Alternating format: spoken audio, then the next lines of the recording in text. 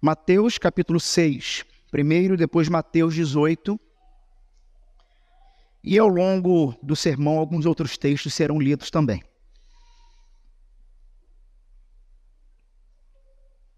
Diz assim a palavra do Senhor. Lembrando aos irmãos que talvez muitos pensem que Deus, ele começa a falar conosco no momento da pregação, no momento em que o pastor começa a falar. Isso não é verídico. O Senhor começa a falar ao lermos a palavra dele. Então, o sermão começa com a palavra, onde o Senhor já está falando. Já falou durante o culto, com as leituras, com os cânticos, brotando dos nossos corações como resposta de fé ao que nós lemos. E agora, de forma mais autoritativa, pela leitura da palavra e depois a exposição da palavra com aplicação. Disso se trata um sermão expositivo. Leitura, explicação do texto, entendimento do texto e a aplicação do texto. Então diz o seguinte, Mateus capítulo 6, verso 9. Portanto, Jesus dizendo, orem assim, Pai nosso que estás nos céus, santificado seja o teu nome. Venha o teu reino, seja feita a tua vontade, assim na terra como no céu. O pão nosso de cada dia nos dá hoje. Perdoa-nos as nossas dívidas, assim como nós também perdoamos aos nossos devedores. Não nos deixes cair em tentação, mas livra-nos do mal, pois teu é o reino, o poder e a glória para sempre. Amém. Agora vamos para Mateus 18.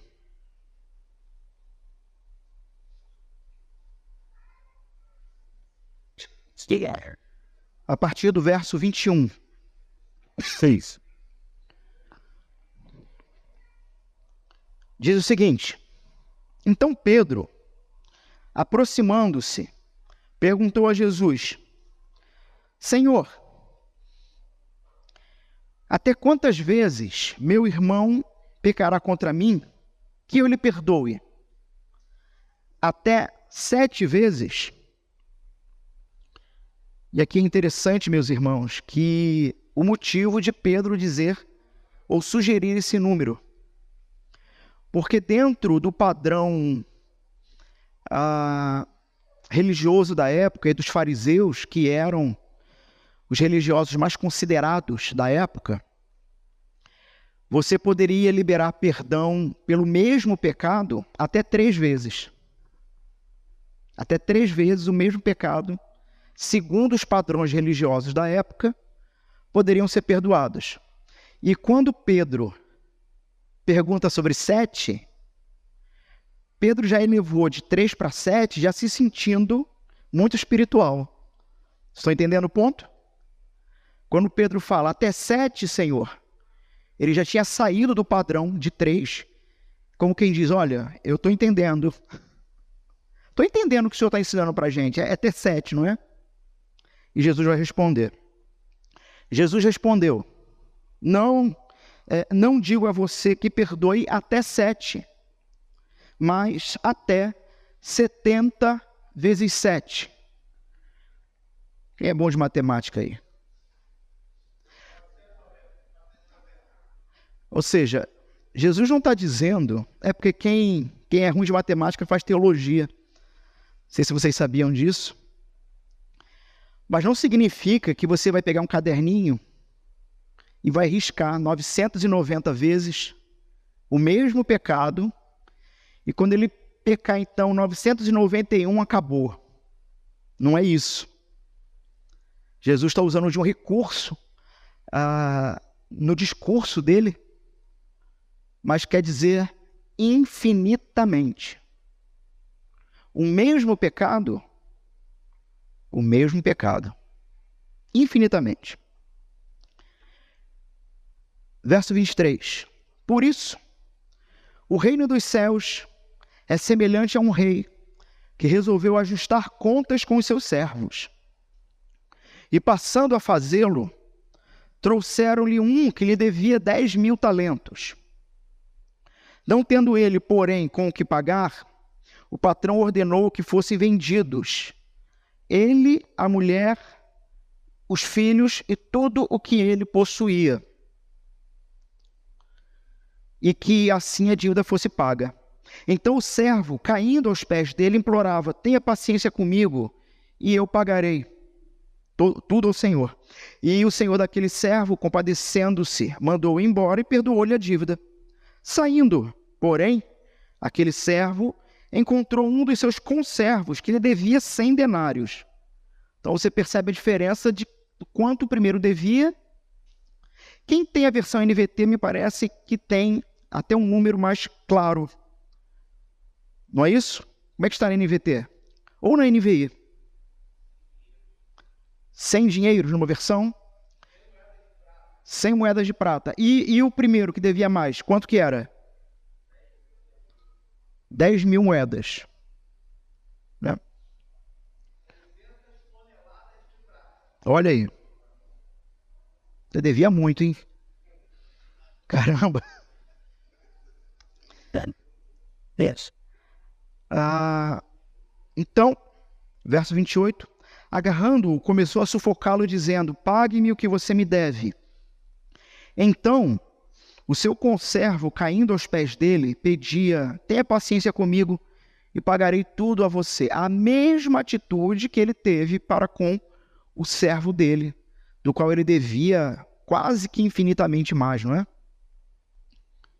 Ele, porém, não quis. Pelo contrário, foi e lançou na prisão até que saldasse a dívida. Vendo seus companheiros o que havia acontecido, ficaram muito tristes e foram relatar ao seu senhor tudo o que havia acontecido. Então o senhor, chamando aquele servo, lhe disse: servo malvado, eu lhe perdoei aquela dívida toda, porque você me implorou. Será que você também não devia ter compaixão do seu conservo, assim como eu tive compaixão de você? E indignando-se, o senhor entregou aquele servo aos carrascos, até que lhe pagasse toda a dívida. A ideia de toda a dívida aqui quer dizer que ele não sairia de lá até que o último centavo não fosse pago de alguma maneira, né? Não tinha saída por bom comportamento, saidinha de Natal, Dia das Mães, não tinha isso não. Assim também o meu Pai, verso 35, que está no céu, fará com vocês. Olha só. Quando Jesus coloca assim, né? Fará com vocês. Parece que a gente vê Jesus apontando o dedo para nós. Fará com vocês. Se do íntimo, e é esse do íntimo que é Jesus na unha, nos confrontando e desafiando. No íntimo. Ou seja, não é um perdão pelo perdão, não é o perdão do tipo, tá tudo bem, eu seguro essa. Não é isso. Se do íntimo não perdoarem cada um a seu irmão. O Senhor nos ajude. Podem assentar.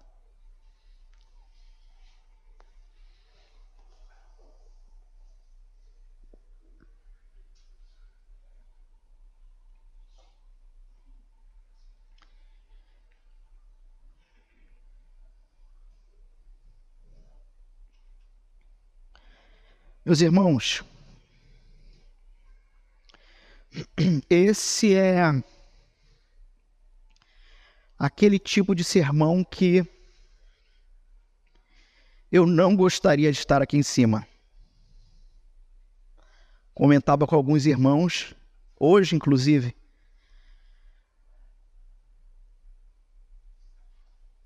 vou pregar um texto sobre perdão,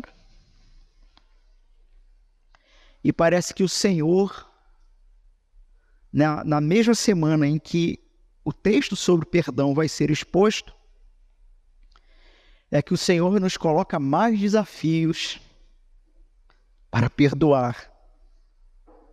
E como pregar, como expor um sermão desse, se as coisas não tiverem sido resolvidas. Então percebam o perigo e o risco que é estar na posição que eu estou. De uma certa forma, todos nós seremos cobrados diante do Senhor no sentido de agirmos, vivermos, de fato, como discípulos, né? Temos visto isso até aqui, e toda a Escritura trabalha essa ideia de que existe uma responsabilidade pessoal de cada cristão na condução da sua vida diante do Senhor. No entanto, o texto sagrado, a palavra do Senhor, também diz que aqueles que são colocados por Deus como os pastores do rebanho serão mais cobrados. Por isso eu pedi muita misericórdia a Deus, pensando, o Senhor tinha que me provar justo essa semana. Talvez eu gostaria de estar aí como vocês, sentado, ouvindo alguém muito melhor do que eu. Enquanto trabalhava esse texto, na verdade, eu me imaginei, me percebi até mesmo muito mais à vontade, quem sabe sentado numa roda entre amigos e irmãos, ensinando e conversando sobre esse texto. Mas a questão é que, estando num púlpito, do púlpito, aquele que proclama a palavra, ele precisa se colocar como o arauto do Senhor. Ou seja, do púlpito é quase muito pouco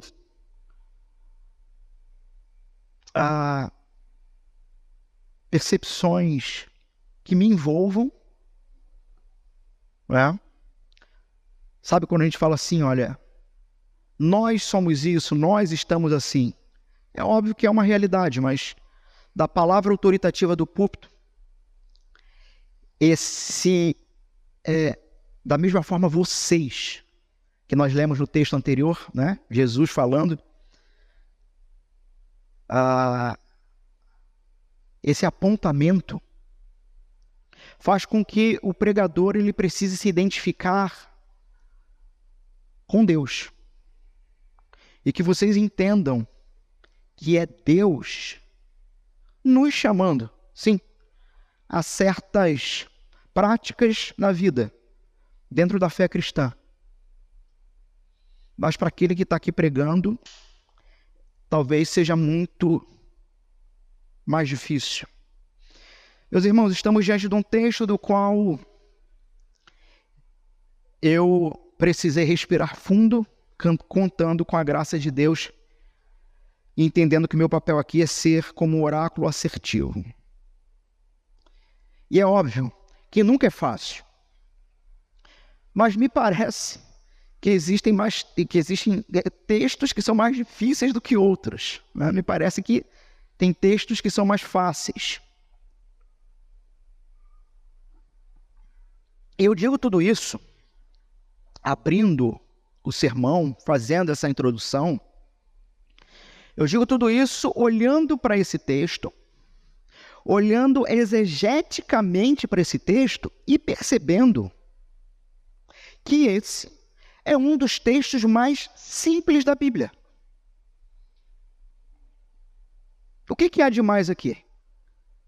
O que de fato eu posso trazer de diferente aqui? E de diferente, eu digo, sem invenções, não que a gente traga invenções, mas nós sempre, em vários textos aqui, às vezes descobrimos coisas que talvez nunca tínhamos visto, não é? Agora, estamos diante de um dos textos, se não for o texto mais simples, de um dos textos, exegeticamente falando, mais simples da vida, da Bíblia. E um texto tão simples que a sua própria prática também não exige nenhuma questão intelectual. Não há nada que, sabe, vocês não precisam conhecer nem grego, nem hebraico, nem latim. Vocês não precisam conhecer ferramentas de interpretação bíblica para olhar para esse texto e está muito claro o que está dito aí. Concordam comigo? Me parece isso. Você não precisa ter nenhum diploma para conseguir compreender esse texto. Mas talvez seja por isso mesmo, meus irmãos, que esse texto acaba se tornando tão difícil. Por quê? Porque diante do Evangelho, diante do nascimento, vida, obra, morte, ressurreição do Senhor Jesus, diante de uma realidade em que o Senhor Jesus precisou cumprir tudo isso por conta da realidade humana, do nosso pecado, do nosso coração. Diante disso tudo, eis o texto, então, mais óbvio de todos. Mais óbvio. Mas, meus irmãos, vejam se vocês concordam comigo, que se trata de uma obviedade tão incômoda,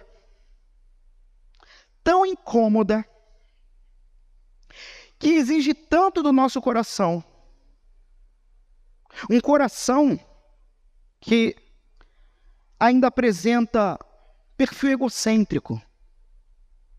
Talvez por isso, o texto tão simples, que é o desdobramento óbvio do próprio Evangelho, ao sermos confrontados com esse texto, a sermos colocados expostos a esse texto chega ainda a corações de homens e mulheres que, mesmo tendo sido um dia, num momento do calendário divino, retirados do império das trevas, plantados, renascidos, revividos no reino do Filho do Amor, aprendendo dentro do novo reino de Cristo a viver agora como discípulo. Mas, já disse isso em vários momentos aqui, conversão não apaga a memória. O que a conversão faz é te libertar das amarras da carne, do mundo e do diabo, te dando tudo o que é necessário para que você tenha vida e piedade, entendendo piedade como virtude, entendendo virtude como santidade. O Evangelho faz isso.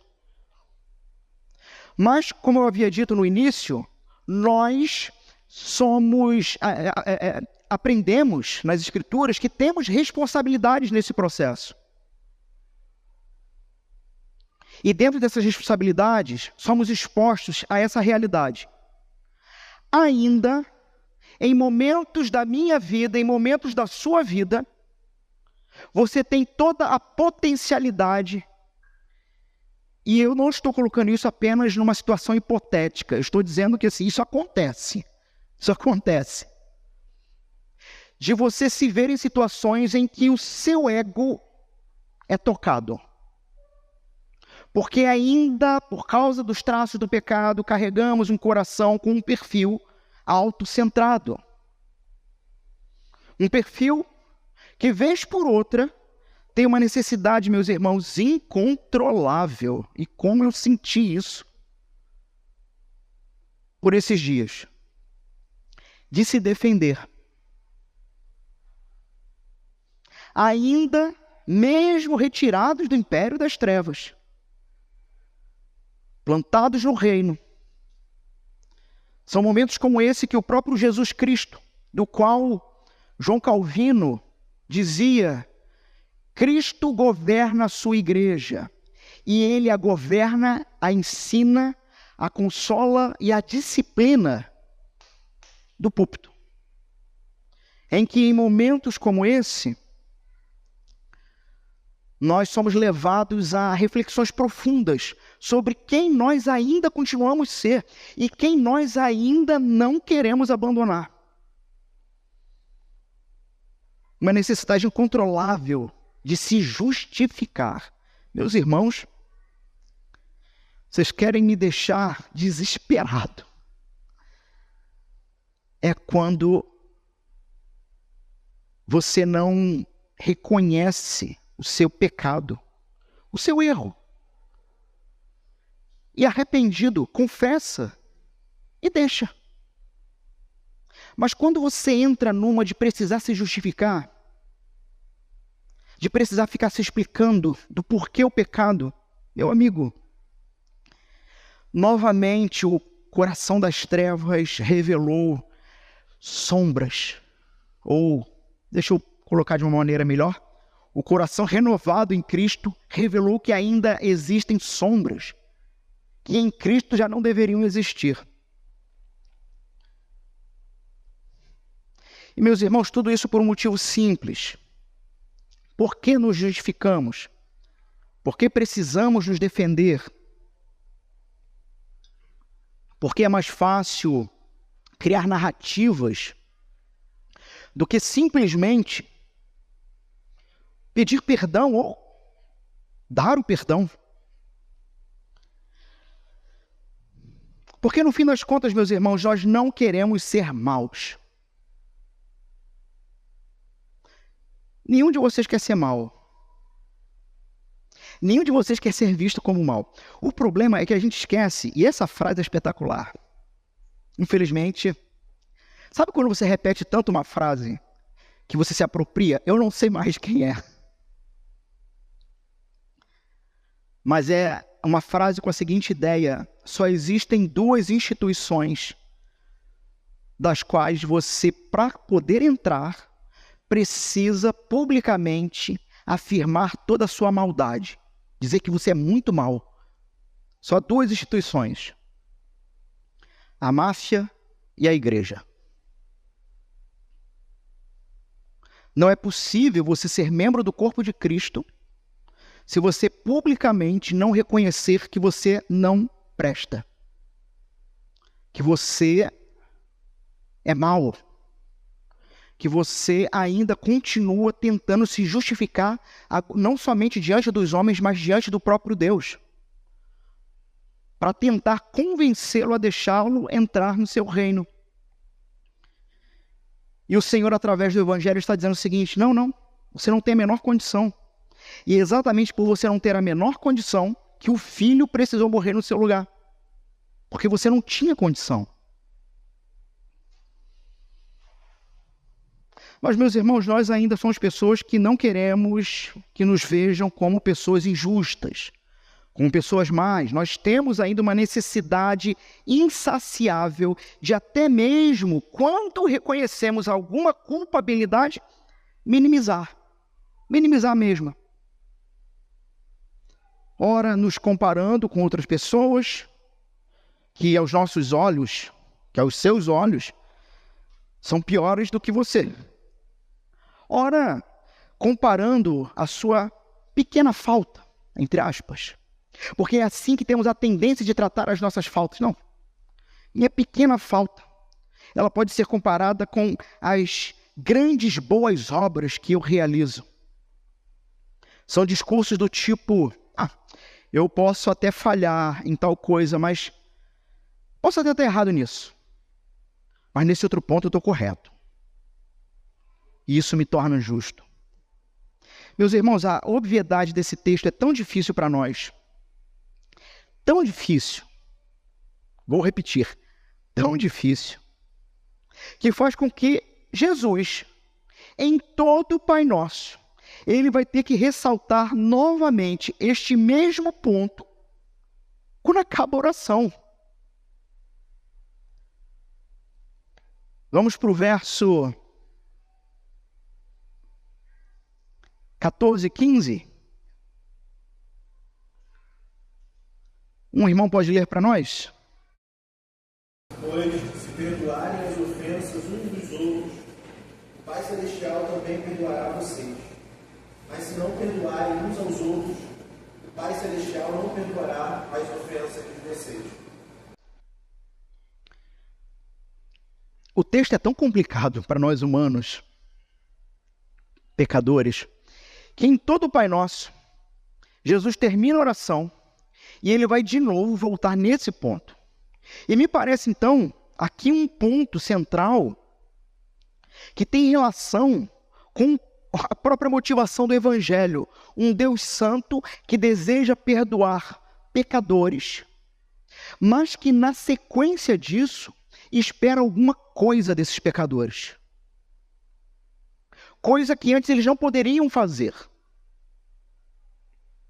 Não era possível nenhum de nós perdoar qualquer um ou qualquer pessoa que fosse, de verdade, até que o próprio Cristo nos perdoasse. E o que se espera então agora é uma consequência disso. Portanto, nós temos aqui um ponto de tensão. Um ponto de tensão em toda a Escritura. Perdoa-nos as nossas dívidas. Meus irmãos, nós temos aqui o Senhor Jesus, então, querendo, nesse ponto da oração dele, onde as 3 primeiras petições tinham relação com a glória de Deus, e agora as 3 últimas petições vai ter relação com a gente. O Senhor acabou de nos ensinar a pedirmos o pão diário, o pão de cada dia. Vimos na semana passada que esse pão de cada dia, ele tem relação com materialidade, de fato, necessidades físicas da vida, como também necessidades espirituais. Vimos que Cristo é o nosso pão diário.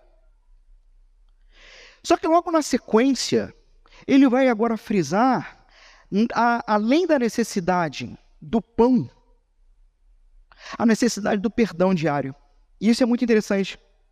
Ele vai dizer então, para que nós, em nossas orações, e não somente em nossas orações, mas de novo, em nossa vida, partamos sempre desse pressuposto. Uma reflexão interior, diante da palavra, sendo sondados pela palavra, purificados pela palavra.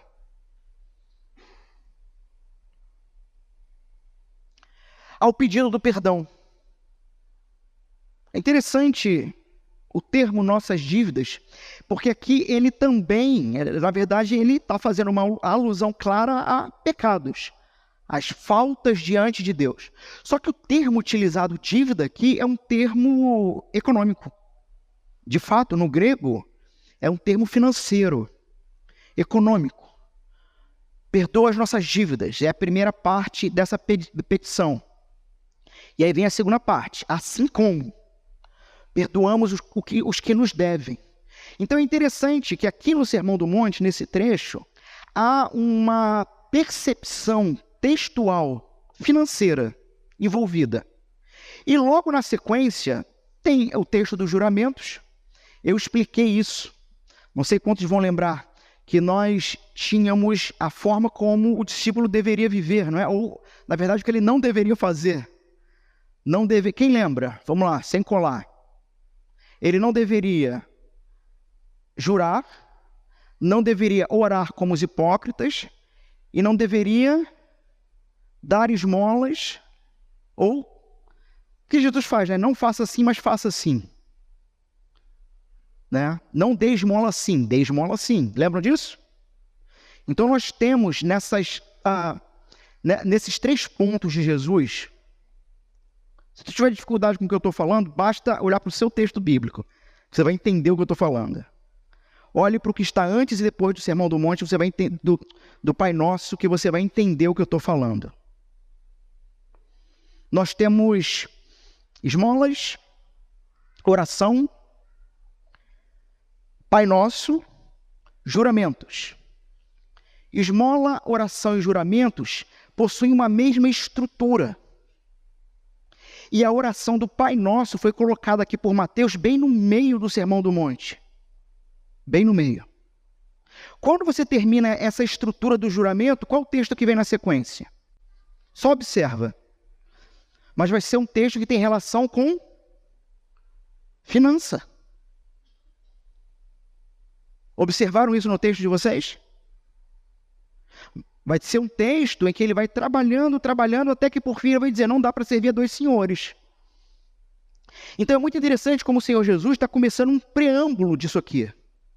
Só que aqui no Pai Nosso, Jesus está utilizando o termo financeiro exatamente para nos incomodar. A questão aqui não é financeira. A questão aqui é falta, é pecado.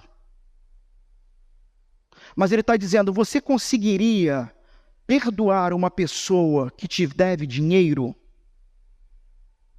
Se você já sente dificuldade com isso, dificuldade muito maior é perdoar quem pecou contra você. E o desafio é, o seu pecado pessoal é menor do que o dele? Você tem coragem, de verdade, de afirmar diante de Deus que você é menos pecador do que qualquer outra pessoa? Que o seu pecado é menor do que de qualquer outro? Você tem coragem realmente de afirmar que você merece uma punição menor do que outra pessoa? Se você tem coragem de afirmar isso, você é da escola farisaica. Porque dentro da escola farisaica, dos fariseus, é que vai ser ensinado que, se você for uma pessoa boa e cumpridora dos seus deveres, Deus irá levar isso em consideração. Não. Na escola de Jesus você não consegue agradar a Deus perfeitamente em absoluto nada. Mas em Cristo, o Cristo que se apresenta como um substituto pessoal. O que é um substituto pessoal? Talvez muitos nunca entenderam claramente essa ideia, não é? Vou dar aqui 2 exemplos. Substituto pessoal. Lembram-se do rei Davi? Sim. Lembram-se do episódio Golias? Sim. Lembram-se que quando Davi derruba o gigante e lhe arranca a cabeça com a espada, os soldados que estavam lá atrás, batendo o joelho de medo, começam a comemorar como se a vitória, como se eles tivessem feito alguma coisa. Vocês lembram disso? Posso te falar uma coisa escandalosa do Evangelho? É que eles estavam certos. Quando Davi se ofereceu como substituto deles, Davi vencendo, eles literalmente venceram em Davi. Muito bem. Jesus é aquele que a palavra de Deus diz, raiz de Jessé, filho de Davi. Para quem não sabe, Jessé era pai de Davi. Então, por isso, Jesus é chamado de raiz de Jessé, por causa da linhagem de Davi. Jesus, da linhagem de Davi, filho de Davi. Jesus se apresenta como um cordeiro substituto. O que é ser substituído? Irmãos, isso é literal. Ser substituído significa que Jesus na cruz trocou de lugar com você. E uma vez que ele foi morto na cruz, e ele era o nosso substituto, ao olharmos para ele, ao contemplarmos a realidade da sua morte na cruz, o que deveria bater nos nossos corações sempre que lembramos disso, porque foi isso que bateu nos corações dos discípulos. Meus irmãos, no coração dos discípulos, inclusive, para os caras acabou. Pedro foi pescar. Acabou. Aquele que disse que ia me substituir morreu. Sabe o que significa? Que se ele morreu, quando eu morrer, eu vou morrer mesmo. Não tem jeito. O que disse que ia resolver o problema não resolveu. Ele morreu. Se ele me substituiu e ele morreu, eu morri. Morri junto. Acabou. Mas 3 dias depois, o substituto se ergue dentre os mortos. E aí, quando eu olho de novo para o substituto, para aquele que eu havia oferecido como sacrifício no meu lugar, e o vejo como João viu lá em Apocalipse, quando ele olha para o cordeiro, e ele vê um cordeiro que esteve morto, mas está vivo, que carrega no seu corpo todas as marcas da morte, mas absurdamente está vivo. Ao observarmos esse cordeiro, o que enche o nosso coração é: o meu substituto está vivo. Então quem está vivo? Eu. Isso é um substituto. É literal. É literal. Diante disso, dessa realidade do Cristo, precisamos então constantemente termos em mente que não há dívida nossa nenhuma que ele não tenha levado na cruz, mas que a consequência disso será então uma nova vida nele, que leve em consideração o fato de que nenhum de nós é mais pecador do que nós mesmos, e que se Jesus pôde nos perdoar, nós podemos, em nome de Jesus. Perdoa-nos as nossas dívidas. Quem nós somos, então? Somos pessoas endividadas em relação a Deus. Revela nosso pecado, mas também nos lembra entre quem nós vivemos. E é interessante que não é, de novo, uma ideia singular. Lembra que no Pão Nosso de Cada Dia, eu os desafiei e perguntei: você já orou pelo pão do seu irmão? Pois é, como que a gente olharia para esse texto agora? Sabe como? Ao mesmo tempo em que percebemos o nosso próprio pecado, Jesus nos faz perceber o pecado do irmão. Quando o pedido de perdão está no plural. Mas veja, um pedido no plural, que não está levando em consideração o pecado dele e o afastando de mim, mas que está diante do próprio Deus pedindo ao Senhor: perdoa, não somente o meu, mas perdoa o dele. E perceba que a segunda parte do pedido, assim como perdoamos, só pode ser realizada com a primeira parte. Porque a primeira parte não está levando em consideração somente o seu pecado, mas está levando em consideração a seguinte realidade: vivemos entre pecadores, mas em constante pedido diante daquele que se fez sacrifício no nosso lugar. E não somente sacrifício, mas o próprio sumo sacerdote, o próprio mediador. Então, Jesus ele nos chama para uma vida comunitária, e olha que loucura, meus irmãos, isso aqui só Deus podia nos trazer um negócio desse. Mente humana não poderia criar algo tão impossível humanamente de ser realizado, mas somente aquele que move coração, somente aquele que transforma, somente aquele que perdoa pecado, tem a capacidade não somente de nos dar uma visão tão gloriosa do que é o reino dele, do que é viver entre irmãos, mas nos dar toda a capacidade para vivermos nesse reino, onde aprendemos a olharmos uns para os outros, e ao olharmos para o pecado do irmão, e ao olharmos para aquele que nos fere, que nos faz mal, que nos machuca, nos chateia, a olharmos para aquele que nos leva a querermos nos justificar, ou queremos nos defendermos, mas olharmos para ele e dizer: perdoa-nos, porque não é mais a prática ou aquele pecado daquele irmão que o define.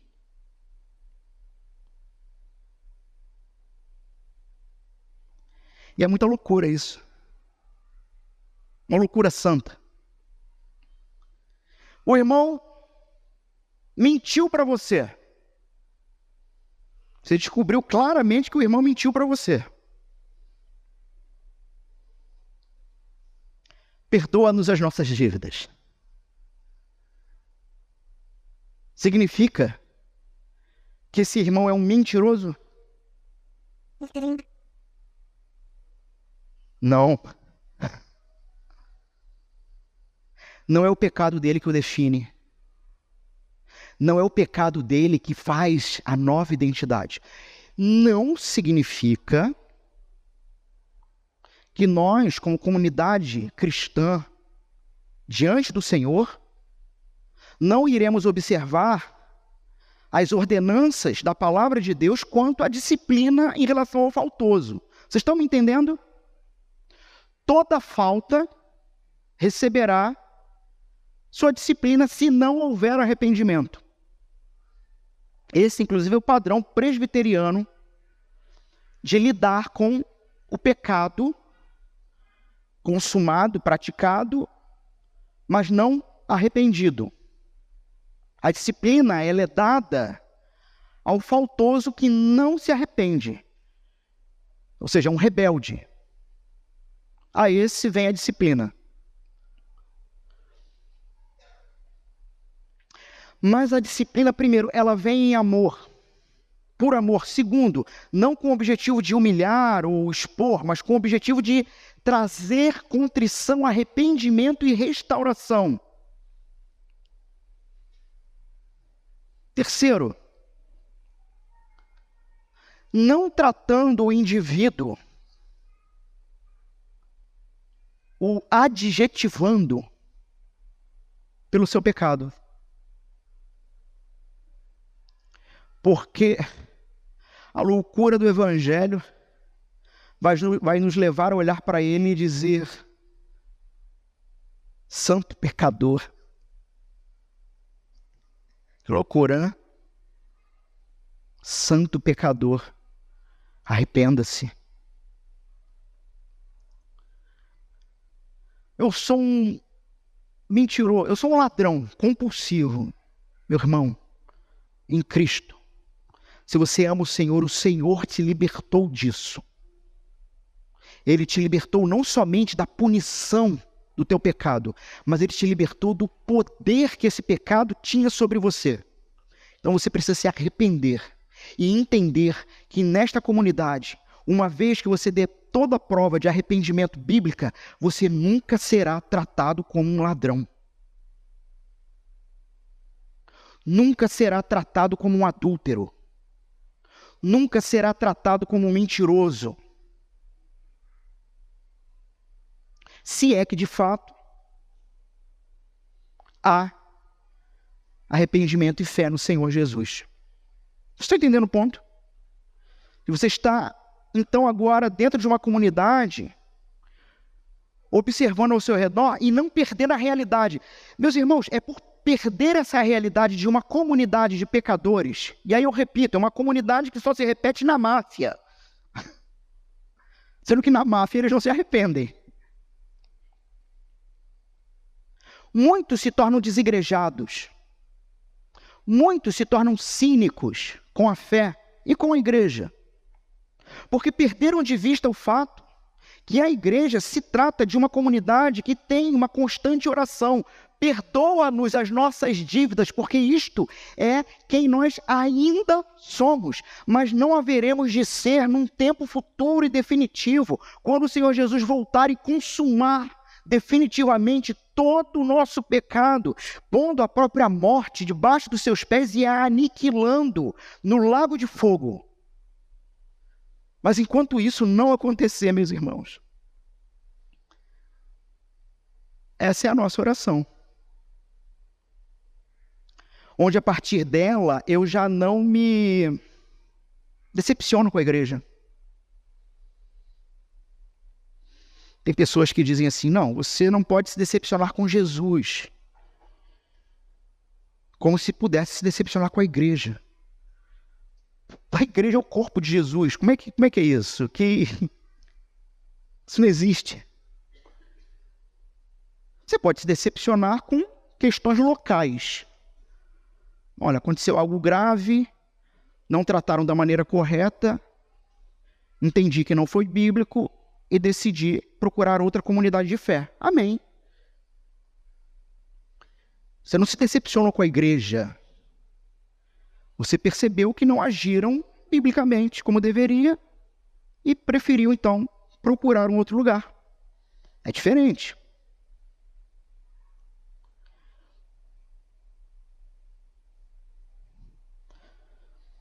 Essa primeira parte do pedido nos faz percebermos que não estamos sozinhos nessa jornada. Nos faz percebermos que os nossos pecados, por mais ocultos que sejam, deixa eu te falar uma coisa, você não está sozinho. Não é só você que pensa o que você pensa. Não é só você que deseja o que você deseja. A grande questão é como você lida com isso. E a questão maior ainda é como você está envolvido dentro de uma comunidade de homens e mulheres, santos pecadores, que em Cristo continuam proclamando perdão de pecados pela fé no Cordeiro de Deus que os leva.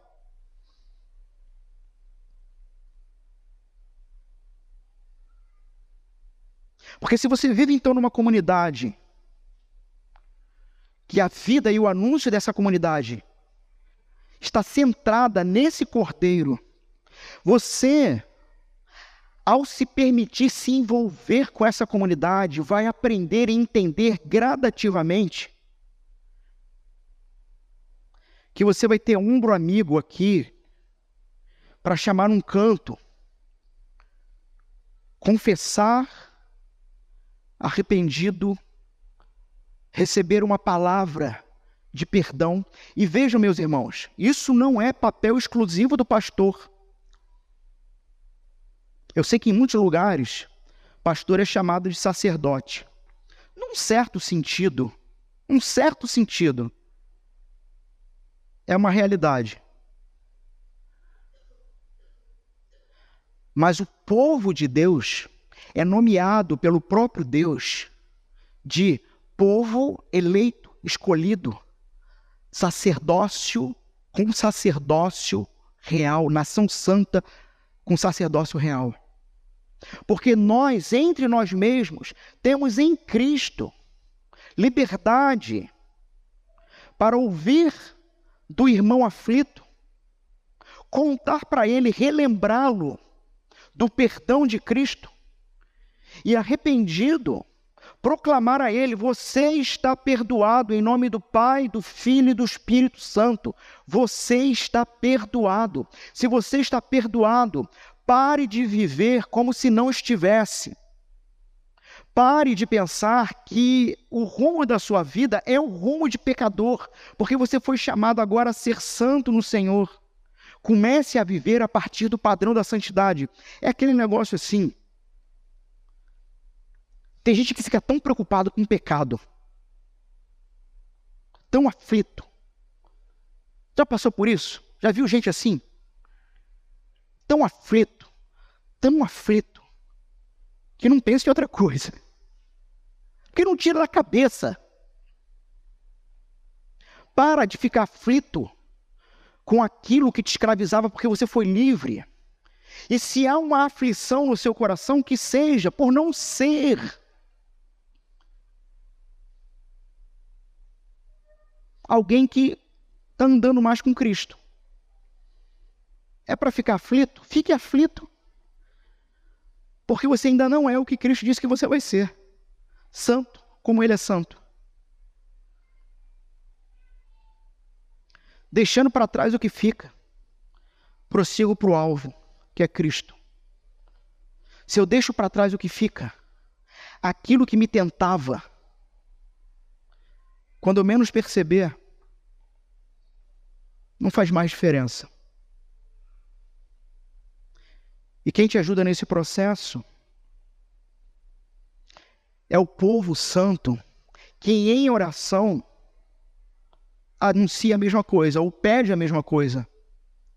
Perdoa o pecado do meu irmão.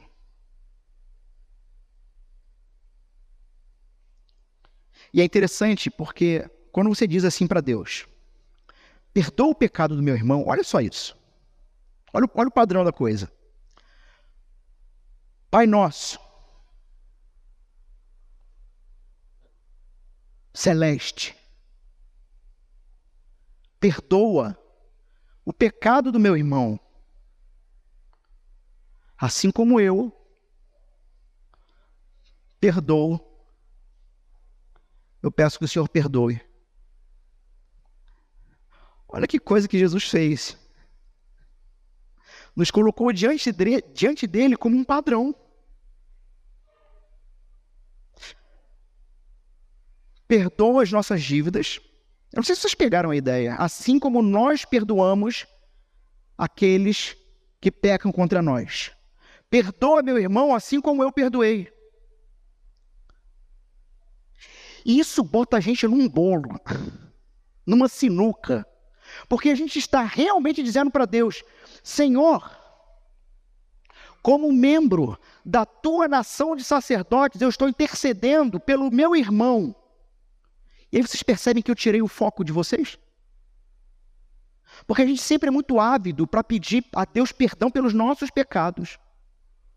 Só que o texto é plural. Senhor, perdoa o pecado do meu irmão, porque eu já perdoei. Hã?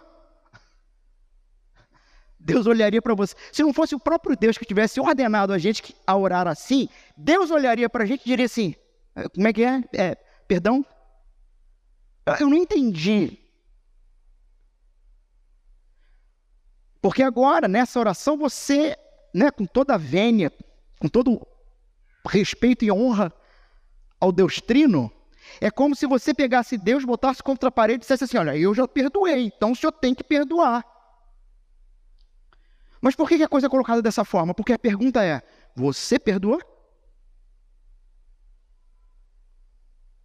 Se na oração você está se colocando como esse padrão, instruído pelo próprio Senhor, na verdade é para que você se torne esse padrão. E é exatamente por isso, meus irmãos, que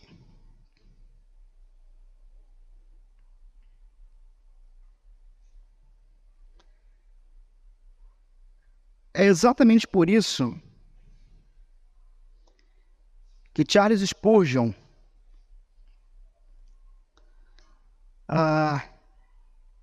comentando esse texto,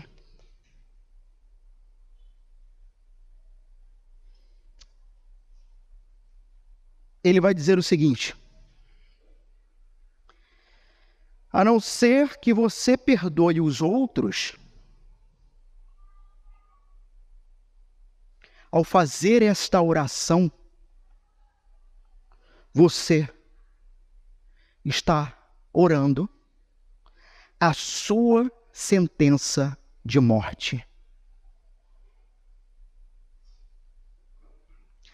A não ser que você perdoe os outros, você lê a sua sentença de morte ao repetir o Pai Nosso.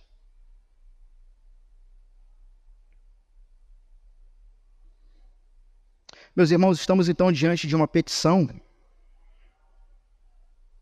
que apresenta a medida da nossa condição espiritual, a medida da nossa saúde espiritual. Temos aqui então um termômetro, uma ferramenta de aferição.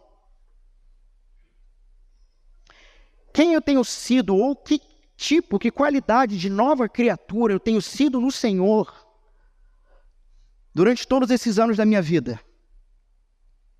Vira e mexe, eu apresento para vocês uma ferramenta, não é? Em que você pode se testar. Eis uma.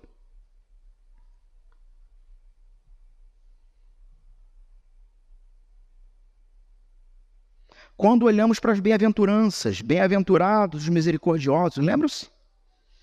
O padrão ou as características do discípulo. Bem-aventurados os misericordiosos, porque eles alcançarão misericórdia. E isso é a negativa. Malditos os que não têm misericórdia. Se bem-aventurado é o que pratica misericórdia, maldito é o que não pratica, porque não receberá misericórdia. Não temos aqui, meus irmãos, uma troca. Estamos diante de Deus, tendo percebido quem nós somos, percebido quem Ele é e onde, com quem vivemos. Irmãos e irmãs em Cristo Jesus, pedindo ao Senhor um coração perdoador. Me parece que esse é o sumo, é a essência, é o que está por dentro disso aqui. Porque não é simplesmente, e como talvez tantos de nós durante toda a vida, balbuciamos, babamos a oração apenas como uma repetição pueril, perdoa as nossas dívidas como nós perdoamos aos nossos devedores. Não. O que nós temos aqui intrinsecamente é, nesse trecho da oração, dá-me um coração que perdoa. Uma vez eu me lembro de alguém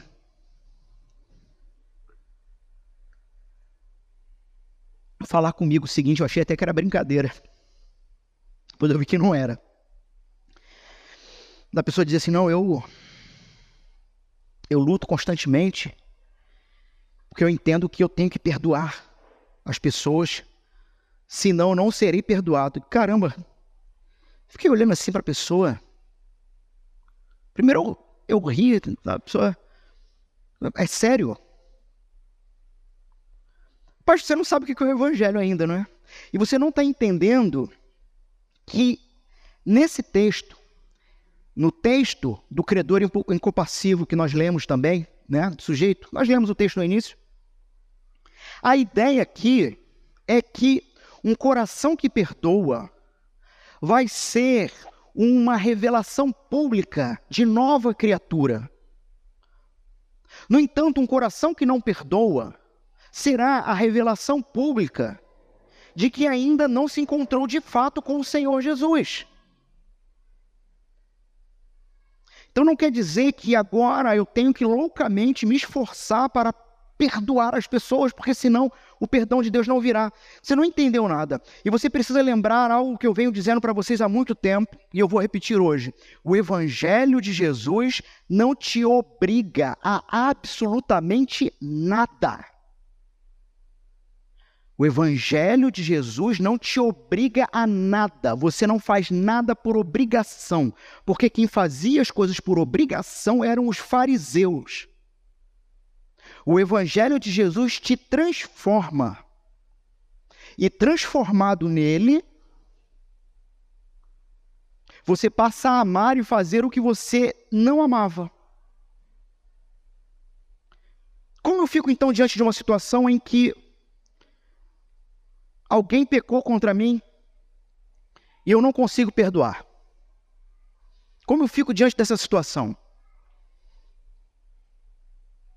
O fariseu diria, você tem que perdoar. Você é obrigado a perdoar. Senão você não vai ser perdoado. Porque a proposta religiosa do farisaísmo, a proposta religiosa da religião morta, a proposta religiosa gospel, a proposta religiosa desse mundo, dessas igrejas pueris que não apresentam o evangelho que te confronta, será uma proposta de ganhar a simpatia de Deus ao realizar coisas que aparentemente cumprem a palavra. Fez sentido? Entenderam o ponto? É por isso que o fariseu vai dizer, você tem que perdoar, senão você não vai ser perdoado. E aí está aqui hoje, vocês ouviram um pastor louco dizendo, não, você não tem que perdoar. O que é isso? Então eu não tenho que perdoar. Não, não é isso que eu disse. A Bíblia diz que você tem que perdoar. Porque enquanto de um lado o legalismo, o farisaísmo, a religiosidade morta vai dizer que você tem que perdoar e você é obrigado a isso, mesmo que você não queira. Por outro lado, o liberalismo, o relativismo, a religião agora fácil, a religião do oba-oba, vai dizer assim, meu irmão, não se preocupe, fique confortável. O irmão pecou contra você? Pecou. Então, se ele não vier até você, tá tudo bem. Te aconselho até a mudar de igreja. Por quê? Porque você indo para uma igreja em outro estado, aí que o irmão não vai te procurar mesmo. E tu fica em paz. Você não precisa se dispor ao perdão. Tá tudo bem, você não quer mesmo. Não é isso que Jesus está dizendo. Mas quando nós olhamos, então, para o padrão do Evangelho, nós olhamos para um Deus santo, santo, santo, que é ofendido por criaturas à sua imagem e semelhança. E que mesmo ofendido, olha para o ofensor e não fica esperando o ofensor vir pedir perdão. Porque o ofensor é um inimigo. O ofensor é um inimigo do Senhor.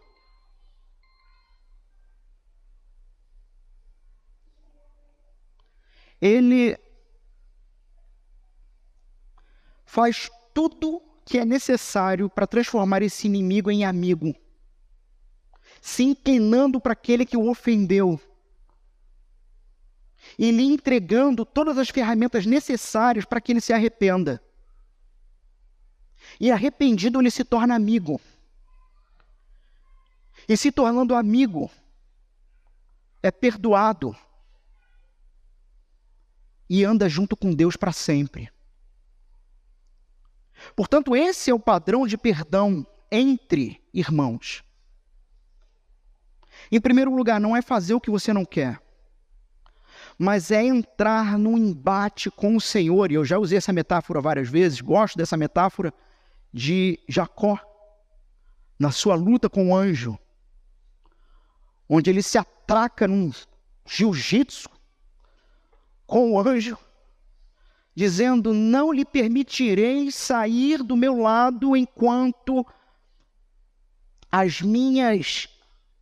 minha situação não for mudada. E a prova de que a situação é mudada é que Jacó sai mancando para o resto da vida, mas com outro nome. É entrar no embate com o Senhor, que o Senhor supra a minha incapacidade de conseguir perdoar tal situação de tal pessoa e me leve a me inclinar como teu filho se inclinou para mim enquanto eu ainda era inimigo, a me inclinar para aquele que me deve, que tem pecado contra mim, lhe oferecendo toda a possibilidade de perdão. E é interessante que quando olhamos para esse padrão bíblico, também não é simplesmente assim, o Senhor se inclina para nós e diz assim: meu filho, você... olha aí. E aí a gente fala assim: Senhor, eu pequei, vacilei. E aí Deus fala assim: não, está tudo bem. Não, meu irmão, não está tudo bem. O perdão, ele não é dado de graça. Ele é dado por graça. Porque o Senhor diz: irmão, não está tudo bem não, mas preste atenção. A tua falta foi paga no meu filho. Se apropriando dele para a tua vida, estaremos em paz, porque não haverá mais necessidade de justiça sobre você. Como aplicamos isso em relação àquele que faltou contra nós? Não é simplesmente chegar para a pessoa e falar: olha só, eu quero te perdoar, porque olha só, vamos esquecer, está tudo bem. Não, é você levar a pessoa a considerar de fato a gravidade do mal que ela fez contra você, a confrontando. No amor, óbvio, mas há a necessidade. Vocês já viram alguém se arrepender sorrindo, meus irmãos? Você já se arrependeu de alguma coisa dando gargalhada? Ninguém se arrepende sorrindo. É por isso que o apóstolo Paulo vai falar sobre a necessidade de levarmos ao irmão a busca por uma contrição que vem do Senhor. Porque é na contrição, é na tristeza que se percebe a gravidade do mal realizado, e percebendo a gravidade do mal realizado, há arrependimento. Mas sempre que você fala para a pessoa: está tudo bem, você não está amando essa pessoa, porque ela vai cometer a mesma coisa, o mesmo problema. Porque você não a levou a considerar o mal realizado contra determinada situação e simplesmente barateou a graça. Barateou o perdão. Quem são as pessoas que você precisa perdoar hoje?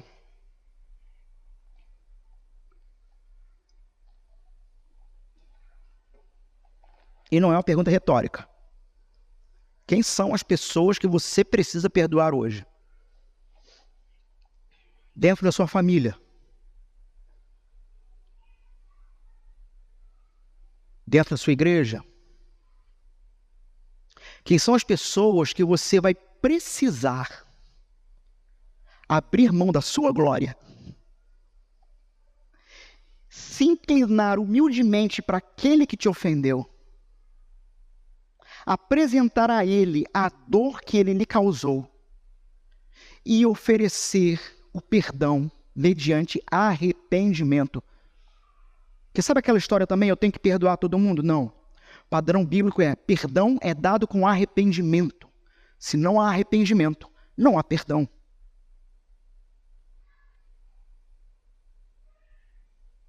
O não perdão para quem não se arrepende é prova da nossa parte de zelo com a própria pessoa. Porque ela precisa sentir, de fato, que ela está em pecado.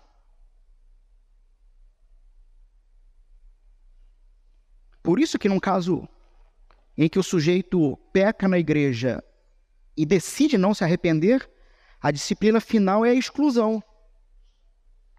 Por quê? Porque não amamos? Porque queremos o mal da pessoa? Não. É porque essa pessoa não haverá de experimentar mais raios e flashes da graça no nosso meio, enquanto não se arrepender.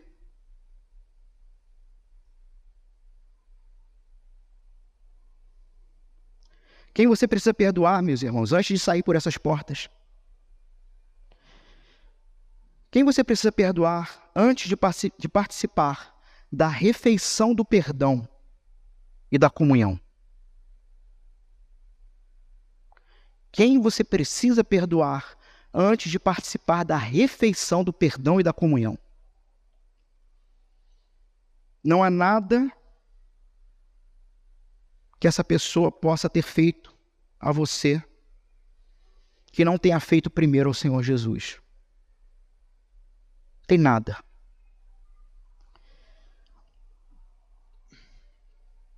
E aqui, uma fala do pastor John MacAllister.